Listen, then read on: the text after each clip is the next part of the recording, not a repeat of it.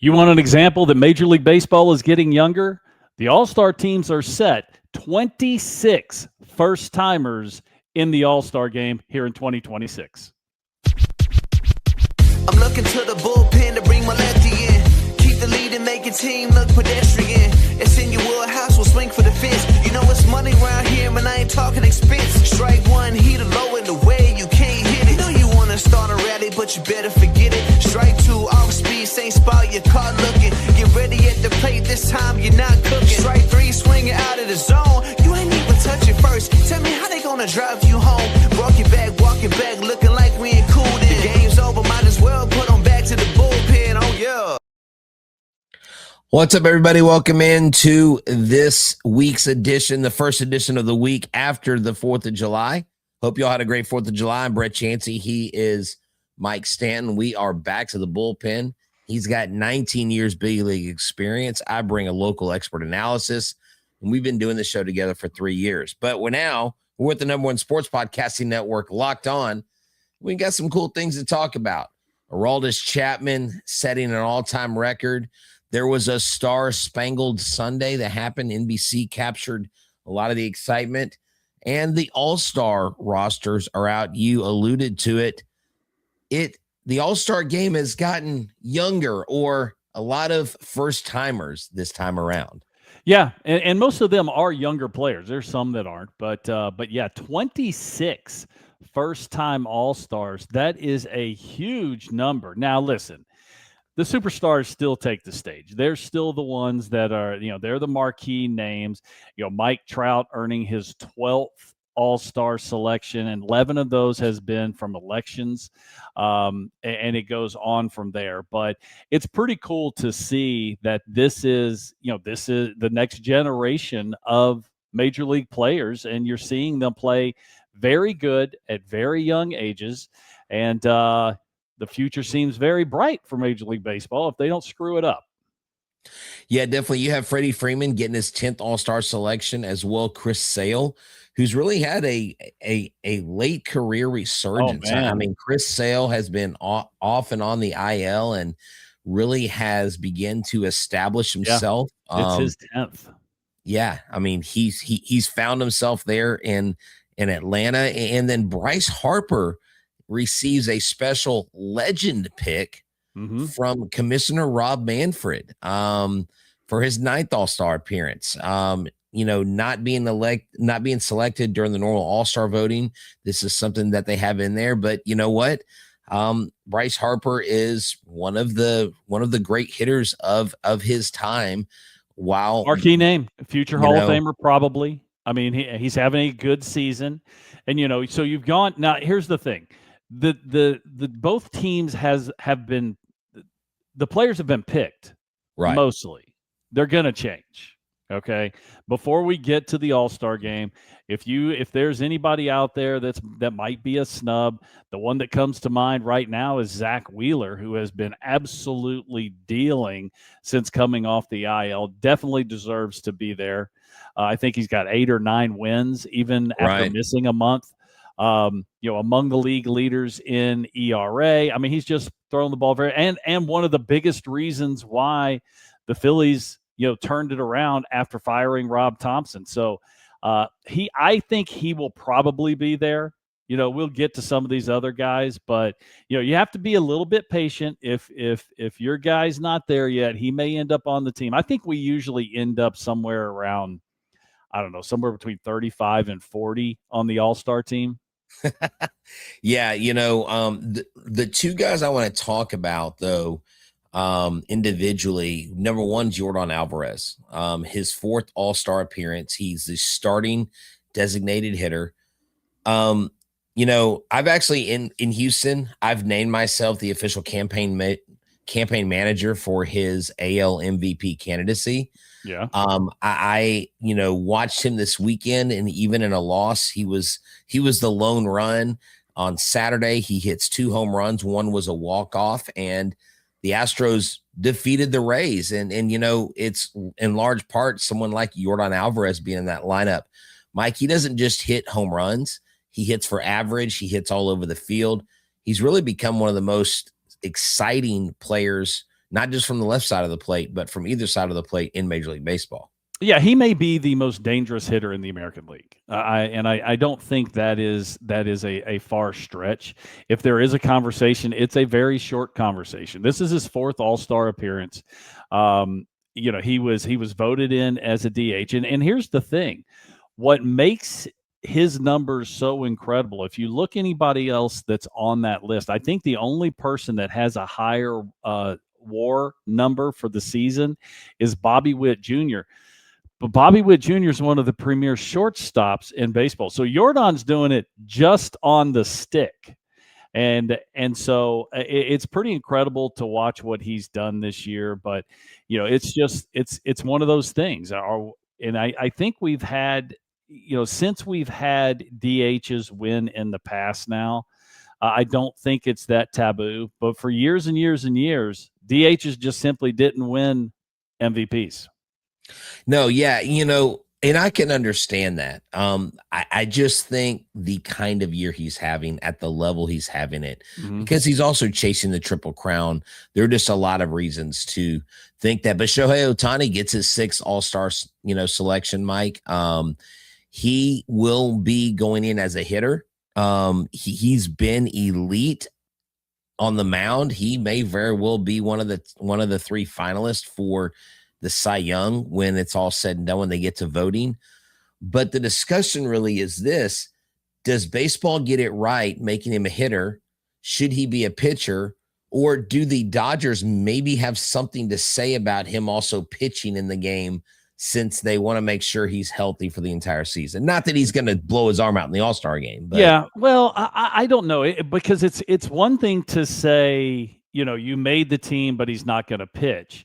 It's another to say he's not making it as a pitcher, because this That's dude true. has been as elite as anyone else. I mean, it's really across the board. Now, he doesn't have maybe as many innings. He does have 14 starts. He doesn't have quite as many innings that some of the other guys have.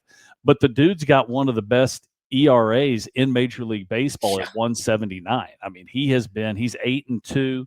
That's a team thing, okay? But he's only given up 55 hits in 85 innings with 95 strikeouts. He has a whip. Great. He's got a whip, which is walks and hits to innings pitched of well under 1. He has an here's the big one. He's got an ERA plus, just on this number alone. He's got an ERA plus. Now, people need to remember 100 on ERA plus means you are league average, okay? His ERA plus is 231. He's 131% better than league average. Yeah, I don't know. I don't think Major League Baseball got this right. The other side of this may be, you know what? He's going to be on the All-Star team already, so he doesn't need to take up a spot on the pitching staff. Makes but sense. I think this, I don't know. This just it's kind of, since he's already on the team, it's kind of just logistics. But I think he needs to at least be recognized how good of a first half he's had on the mound, because he has been as good as anyone in this sport. Yeah, definitely. It's just astounding what he's doing. Now, when you look at your first timers, okay, you have 26 first timers. Well, you have 4 rookies that make the game: Kevin McGonigal, Sal Stewart, Parker Messick, and Travis Bazzana. These 4 players have not just shown flashes of brilliance, but they've been pretty good for the, duration of the entire first half. Now, McGonigal to me seems like a guy that's going to get a lot of recognition. Sal Stewart, you can't bat your eye at him. I mean, he just continues to improve, but this is a good list, Yeah. These 4 rookies making the All-Star team. Well, it's always cool for young players to get the recognition. And, the thing is, for rookies, you got to play your way on there. Now, they do come. Now, I think Sal is probably the only representative for the Cincinnati Reds. Right. So you have that. But I think he's also just played that well. I mean, this isn't a situation that, well, you got to have a representative, because you do. But luckily, Sal has played well enough that you look at him and you say, okay, yeah, he deserves to be here. This isn't just a throw in. He deserves to be there playing third base. Yeah, definitely. Up next, we're gonna finish up the discussion about the All-Stars. We're gonna talk about the young stars. We're gonna talk about the pitchers as well. And sometimes the starts before the All-Star game disrupt who can pitch, and we'll talk about that next.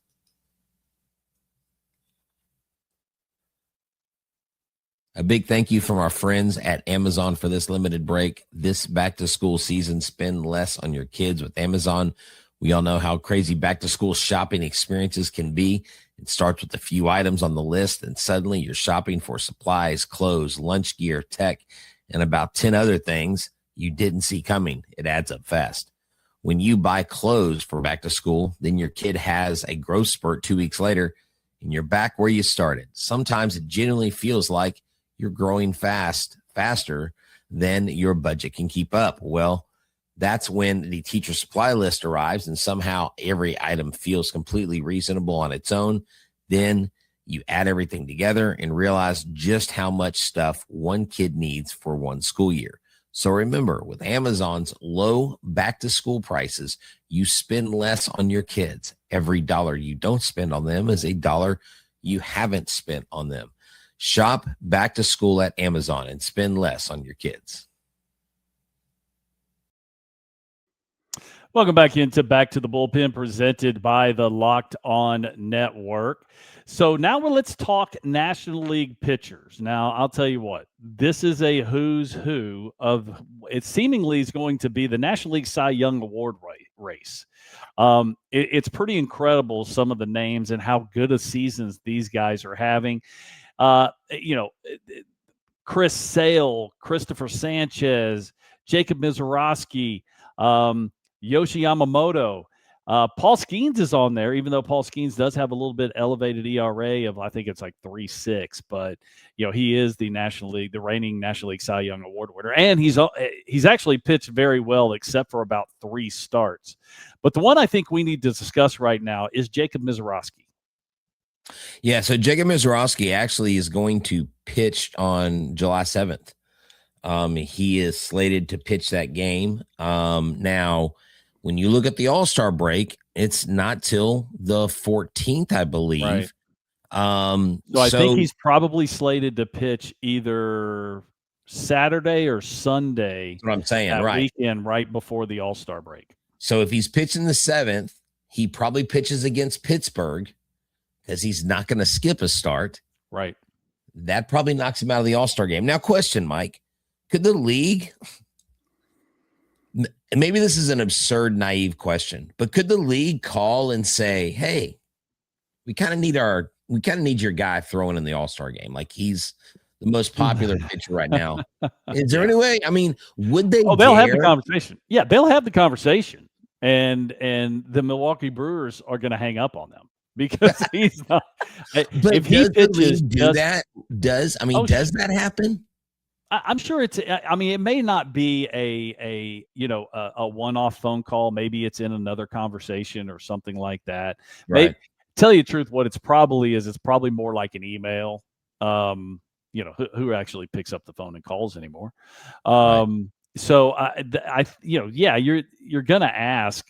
But listen, he pitches on Saturday or Sunday. He's not going to pitch in the All-Star game. True. As much as we want to see him, as much as the world wants to see him on that stage, it's they're still trying. They're trying to win a pennant. They are a very, very good baseball team, and he is the head of their pitching staff. So, last thing they want to do is put him at risk. So, that's my call. My call Saturday, Sunday. If he pitches right before the All-Star game, he is not going to pitch. He'll be there. He'll get to tip his cap. He'll get introduced, all that good stuff. But I don't think he will be on the mound whatsoever. Now, speaking of Sal Stewart, he hit a home run off of Misiorowski, and it was 102.7 miles per hour. Get the head out, baby. Catch it out front. Here's an interesting fact, though. Sal Stewart's hit 102.7 home run. The hardest hit ball that Yordan Alvarez has ever taken out of the park, 98.7. Isn't that? I mean, now I think that's more because more people don't throw 102. Sure. But I don't know. Just like baseball has weird numbers like that, right? Like you're going, okay, surely Yordan Alvarez has been thrown. Maybe he hadn't been thrown 100 and something mile an hour pitches, but I saw that and I was like, wait, not even Yordan's done that. But it was an impressive home run. Even guys, listen, this is what makes Jacob so incredible. Is you look at the list of the hardest pitches thrown in Major League Baseball history. Well, at least since the StatCast era, right. He's got them all. I mean, it's just his name over and over and over and over again, and he continues to set those records. So because there's just not very many guys. There's almost no guys that throw that hard, even 103, much less 105. Right. We talked about it a couple months ago, maybe 6 weeks ago, when he set the record. I think was a 103.7, and he did. He went over 103 several times, and there was only 2 pitchers that had done that, and they only did it once. That was Jordan Hicks and Justin Verlander and JV, and they only did it once, much less count. Many times. So he does it. He does it every hitter, every game. It seems like. But real quick, just to cap off the All-Star selection stuff, you have the young stars that are making this roster that are becoming the faces of baseball. Bobby Witt Jr., who we talk about quite a bit. Yeah. Junior, Camareno, we've talked about him a lot lately. Drake Baldwin, who had dealt with an injury earlier in the year, but Drake Baldwin's probably one of the best catchers, if not the best young catcher. Cam Schlittler, we've discussed him. Pete Crow Armstrong, and James Wood for the Nationals. So you're not really talking about breakout players, but these are guys that are establishing themselves. The next generation. But one of the interesting things was Vladimir Guerrero Jr., although he was the leading first baseman, he has withdrawn from the All-Star game, will not appear, and Nick Kurtz will become the starting first baseman. I think Nick Kurtz has a possibility to win multiple MVPs if he continues the trajectory he's on, a very good young player for the West Sacramento A's. Yeah, here's the crazy thing, and I know we need to go to break, but we need to talk AL pitching for just a minute also. Oh, yeah, definitely. It's completely different. You have 1, 2, 3, 4, 5, 6, 7 first-time All-Stars on the American League side, and then 1, 2, 3, 4 of the pitchers in the American League, they're only on their second AL selection. The only one that's done it more than 2 has been Aroldis Chapman, and we talked about him. We're about to talk about him. He's on his 9th selection. So very different situation. American League, National League, when you talk about pitching, it's a who's who for the best pitchers in all of baseball for the National League. It's some young guys, but there's also some guys that, like Dylan Cease, this is his first. Guys like this. There's a lot, Cam Schlittler, this is his first, but Ranger Suarez, his second. Michael Wacha, his second. Drew Rasmussen, his second. Joe Ryan, his second. So you got veteran guys, but they're not guys that have made a whole lot of trips to the midseason classic.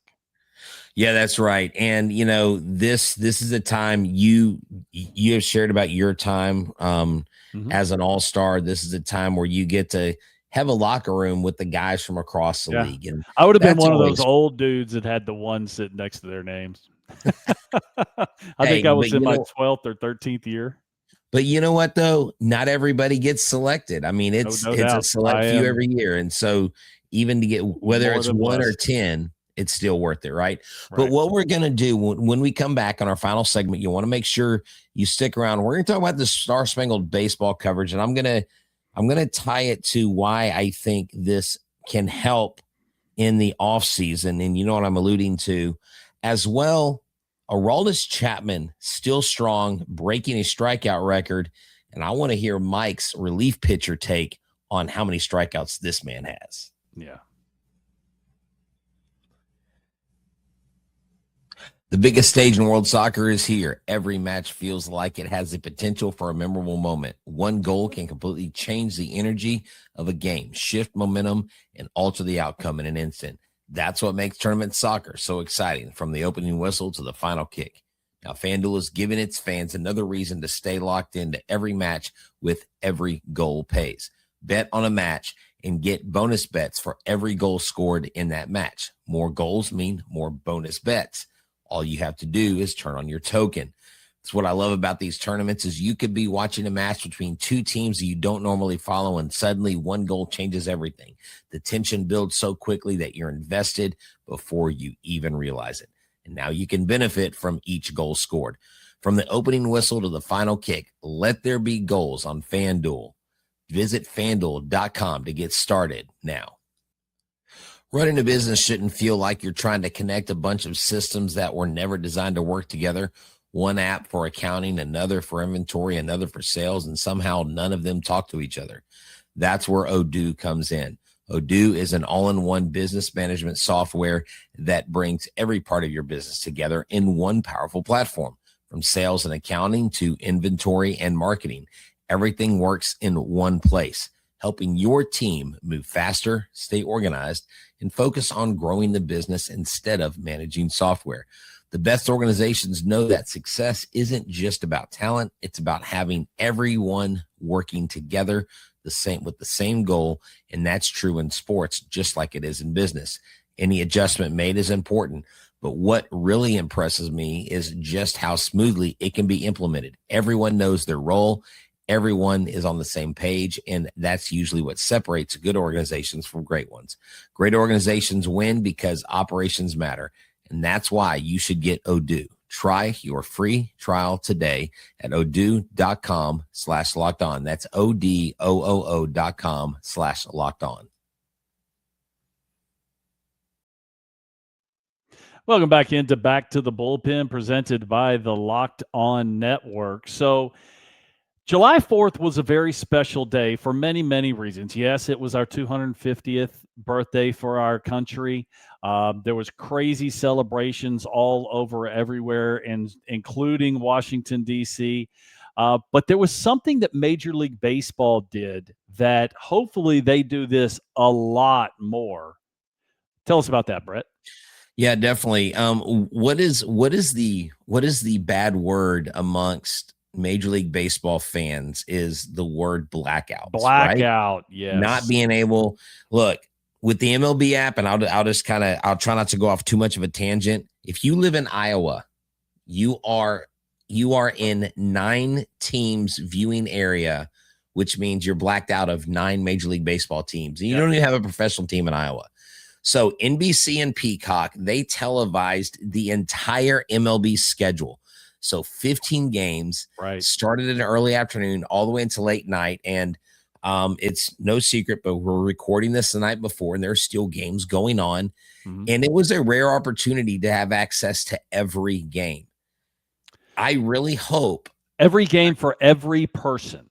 Right. Okay. You could do a simulcast. You could do multiple games on the screen at the same time. Oh, yes. I had like 4 games going on at once. You could choose which games you could view. Now, for the Astros game, Todd Callis and Julia Morales were 2 of the personalities, but it wasn't like they were broadcasting for the Astros. They were talking both teams. It was more of a national coverage, right? Yeah, so, home team. It was home team broadcasters, right? They didn't. I guess they didn't do it as the home team broadcasters. But what it did do is it gave a local flair to all the games, and that's what you usually get. The broadcast. You go to a national game or something like that.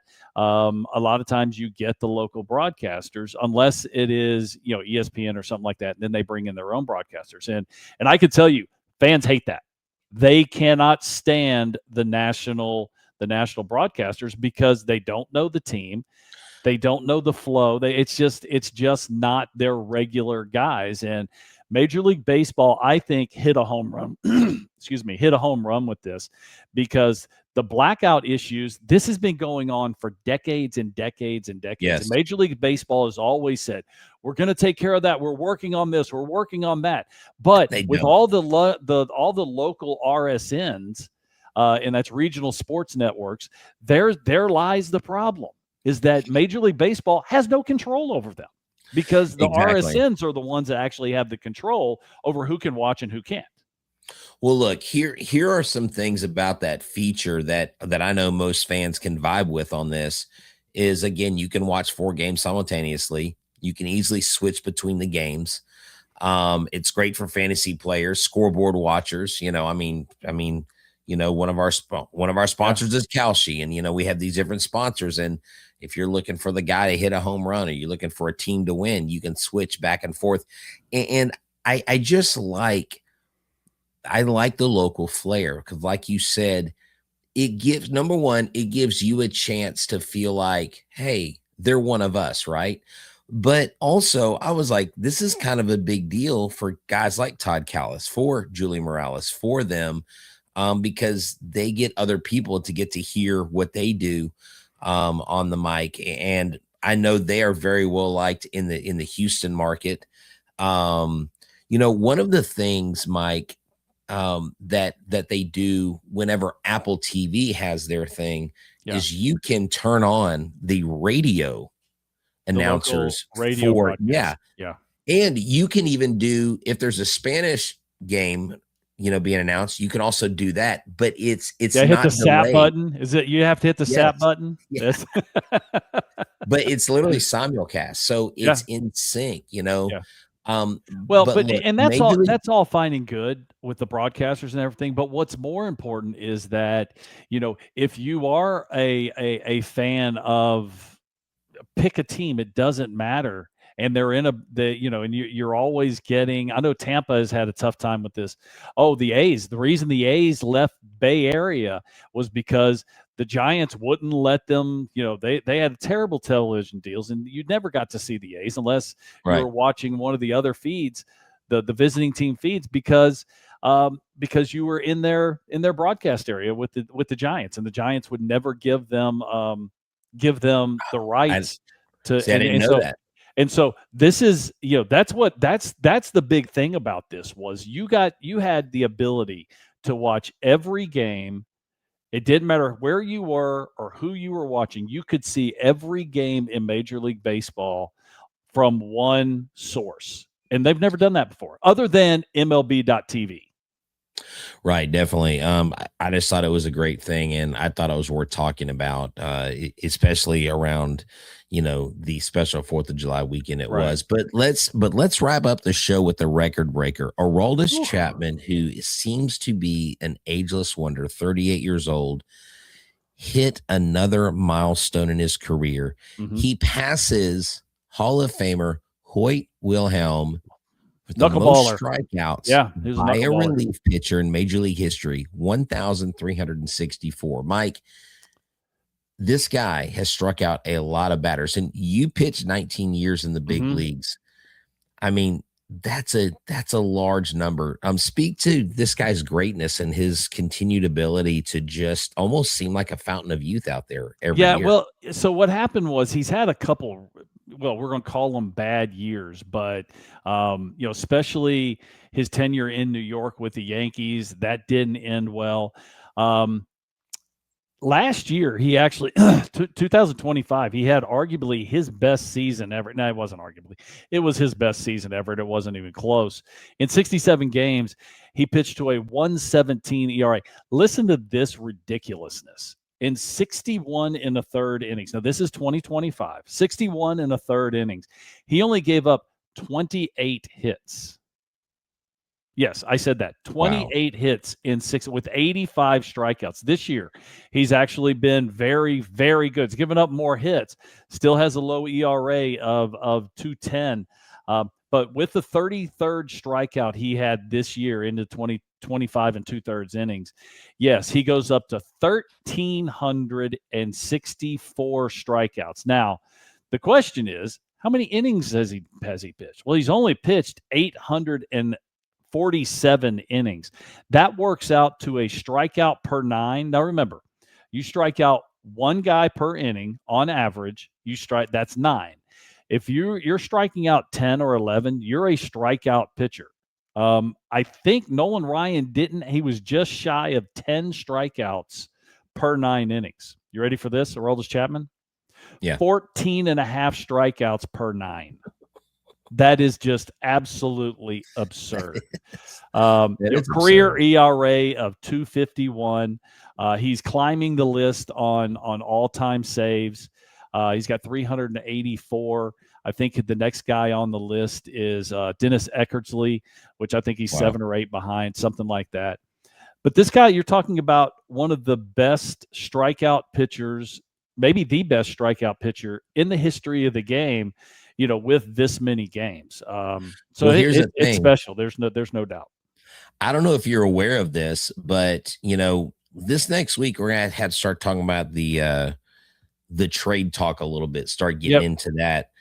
The Pirates are interested in adding, and I'm hearing that they are interested in Aroldis Chapman. Can you imagine having Paul Skenes and Aroldis Chapman in the same game? I mean, that would be quite the combination. And if the Pirates can do something, a guy like Aroldis Chapman could be an X factor for a playoff team. Yeah. Oh, I could tell you, I truly believe this. This isn't just lip service. That I think this is going to be a fascinating trade deadline, just simply because I think there's going to be teams that are making moves that we didn't expect, and I think there's going to be teams that we expect make moves, but they're not making the moves that we thought they were, that they're adding or subtracting, or vice versa. So and one last thing on Aroldis Chapman to let you know, is he going to be a Hall of Famer? His ERA plus, okay, and remember again, 100 is average. His ERA plus for his career is 165, which that puts him in the Hall of Fame category. Wow. No, and to kind of tease a little bit, because next show we can start talking about this, but Sonny Gray, and I didn't realize it because I had not been following Sonny Gray. I'll be honest, with the Red Sox. 10-1. He's got a 155 ERA plus this year. Yep. So I guarantee the Red Sox are going to be sellers. They've got some valuable pieces. They're going to be building up their farm system. Yeah. But it's going to be fun. So Aroldis Chapman's already secured his place among the greatest relief pitchers in baseball. Our focus is across the league. This has been a great show, a great way to start off your week. Make sure you tell your friends about Back to the Bullpen. For those of you on video, check out the Locked On 24/7 Sports Network, where it's all sports all the time. And if you're on audio, check out our friend Sully. He did another live podcast from a baseball field. You're going to love it. He's actually talking about the Padres and how they've slipped into oblivion. That is a bad team right now. It is. So for myself and everybody else, it's a good team, a good duo right here. HTown Wheelhouse and Mike Stanton. So y'all have a good one. Play ball. Adios.